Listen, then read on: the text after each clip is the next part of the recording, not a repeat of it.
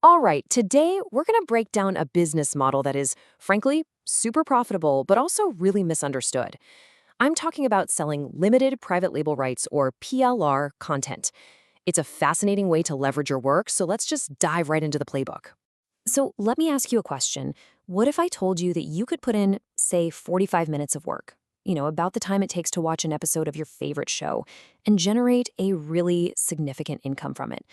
I mean, that sounds almost too good to be true, doesn't it? Well, what if that 45 minutes of work could pull in $850? Yeah, that is the kind of potential we're talking about here. And look, this number isn't just pulled out of thin air.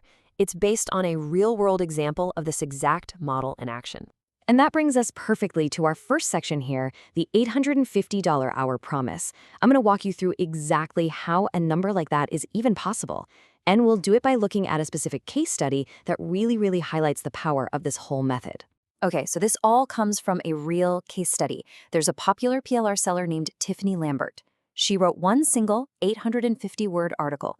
She sold a limited run of just 50 copies, and she sold them all in 24 hours. Plus, she added a simple little upsell.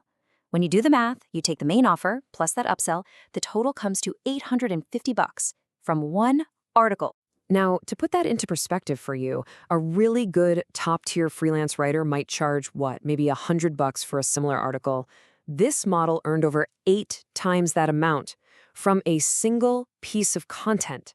See, it's not about working harder, it's about leveraging your effort in a completely different and frankly much smarter way. But of course, if it were that easy, everybody would be doing it, right? So yeah, there's a catch. And it's a big one.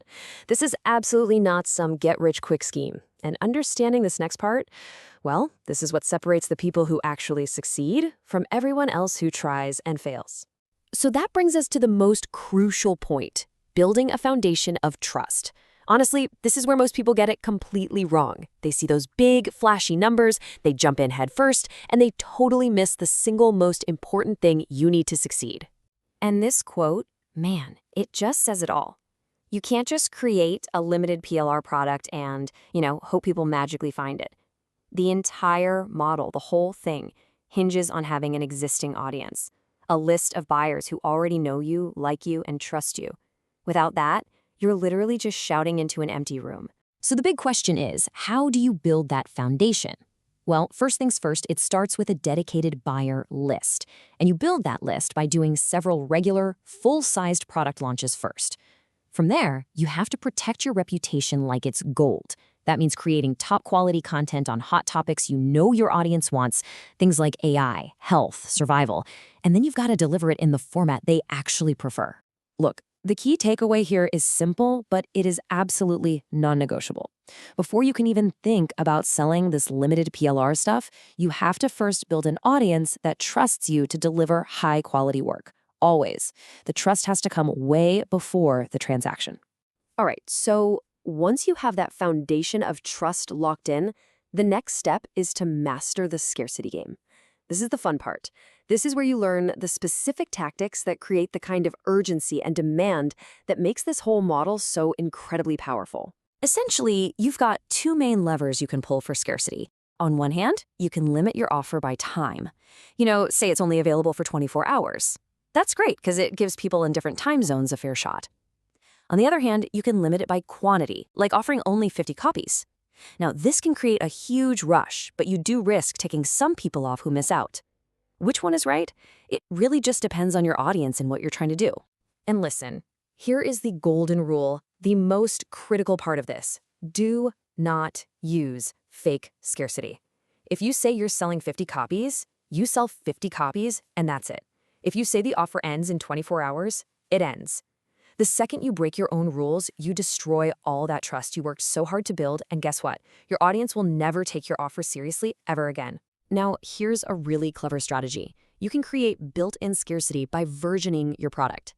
So you might offer a standard version, and then a more valuable premium version that has cool extras, like checklists or graphics.